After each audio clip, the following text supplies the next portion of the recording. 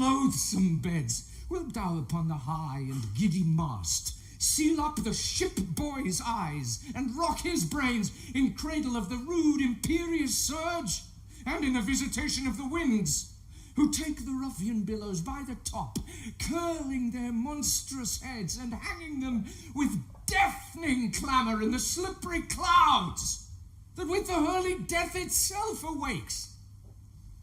Canst thou, O partial sleep, give thy repose to the wet sea boy in an hour so rude, and in the calmest and most stillest night, with all appliances and means to boot? Deny it to a king?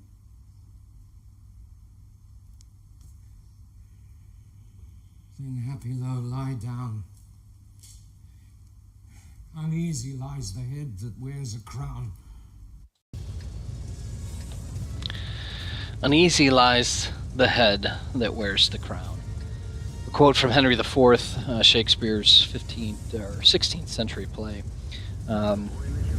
Often misquoted to heavy lies the head that wears the crown, but it's actually uneasy is the head that wears the crown. Henry IV in that adaptation from Shakespeare is coming to feel the full weight of being king, dealing with a rebellion, assassination attempts on his life, a crown that he did not earn. He earned as a usurper, did not earn through the normal channels of the religious right at that time.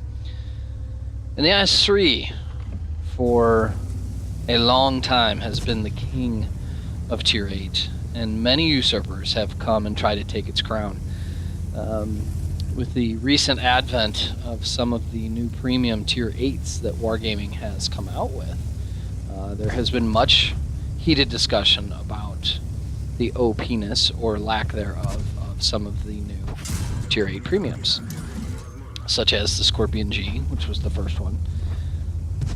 OP in its own right, great gun, amazing camo, good mobility, paper or glass cannon, so it has its weaknesses. The E5 was the next variant. In its own way, an amazing tank, kind of made the T-32 obsolete. There was a lot of discussion early with this tank, its OP-ness. Again, just like any tank, you're able to find its weaknesses. And next was the AMX, the regular AMX 49 and the Liberté version with its amazing frontal armor. And finally, here recently, the 252, which caused much gnashing of teeth. I'm actually going to link a video that LemmingRush, big fan of his, I'm going to link it in the description in this movie, excuse me, where he reviews the 252, and frankly, his review is not very flattering, and he does something at the end of the video which could really shock people, and I think you should watch all the way to the end just to get the kicks out of it. But this has led to much discussion about Wargaming getting into the pay-to-win realm.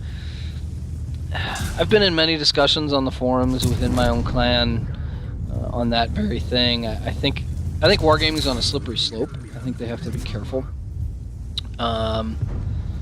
I tend to believe that because they don't get preferential matchmaking, which LemmingRush will highlight in the 252 video, that it's pretty hard to call them pay to win.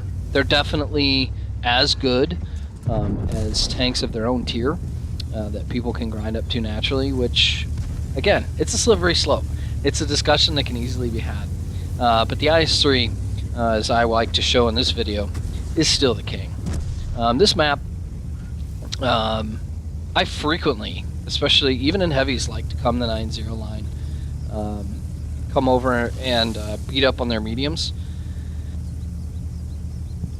You will occasionally get some heavies that do the same thing from the other side, which can really make it fun. But in this case, all of their heavies minus the T-29 went the 1-2 line and made a pretty good push. Now, to my team's credit, when they saw us pushing the 9-0 hard, they turtled up pretty good, and that gave myself and the CDC enough time to get some work done, clear out the 9-0, and then return to base. Now, the rest of this replay, I will present to you kind of the power of the IS3 and team coordination. I mean, the CDC really works well. We work well together, even though we were not platooned, not in TeamSpeak communication. It goes to show you that there are still people who, you know, get it and know how to, you know, kind of get things done. So, but, you know, I think it's interesting at this point to realize that, because now we're down 9-7. We were up 6-4, I believe, at one point. That, you know, the IS3 is still the king, guys. At least in my opinion. Look, I will openly admit that I have not bought any of these new Tier 8 premiums. A little disillusioned myself personally with some of the moves that Wargaming's been making recently with that kind of stuff, and I'm not going to support it by buying those tanks. So I can't speak to their playability personally. I can speak to what I see when I'm playing against them. I can speak to what I see in replays, and certainly the tanks have some amazing strengths, but they have weaknesses like any tank, which makes them easy, you know, which makes them defeatable. And so, while I do think that they are pretty typical money grabs by Wargaming, I think that on the whole, you can still play into your tanks and do just fine in pub matches. Now, what I was talking about with the CDC, if you'll notice, I told him I was pretty concerned about being able to hold this flank if Artie was going to be continuing to take pop shots, especially an M40-43 who could easily one-shot me from 767. And honestly, the CDC complied immediately and went and found their Artie. And it really, I think, is what ends up giving us the ability to win this match. So, you know, at this point, when you're faced with this kind of scenario where you're, I mean, at this point, essentially, with the UDs not able to really pop up and brawl, per se, it's essentially a 1-on-4 at this point. Now, the UDs will play a key role in this here shortly, once he's able to get into position to get some shots on some of these tanks. But this scenario here is about staying calm, is about keeping your head and your wits about you, making sure that your tank. I was going to try and block a shot for that UDs, but the Super Pershing ended up reversing a little bit. But really, this is all about keeping calm and being aware of your map surroundings. Like right now, I know that we have 3 tanks behind us, and we can take this Pershing by ourselves. If we'd stayed up on the high ground, this match probably would have ended extremely quickly, because you have 3 tanks pushing into your rear, and at least here we're only engaging 1 tank for the initial part of this, and the UDs is able to get some damage done to this guy.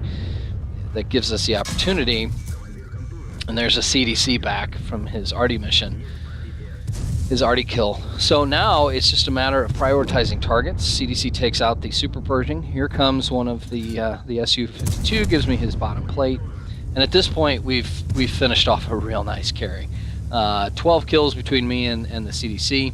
A real nice rally.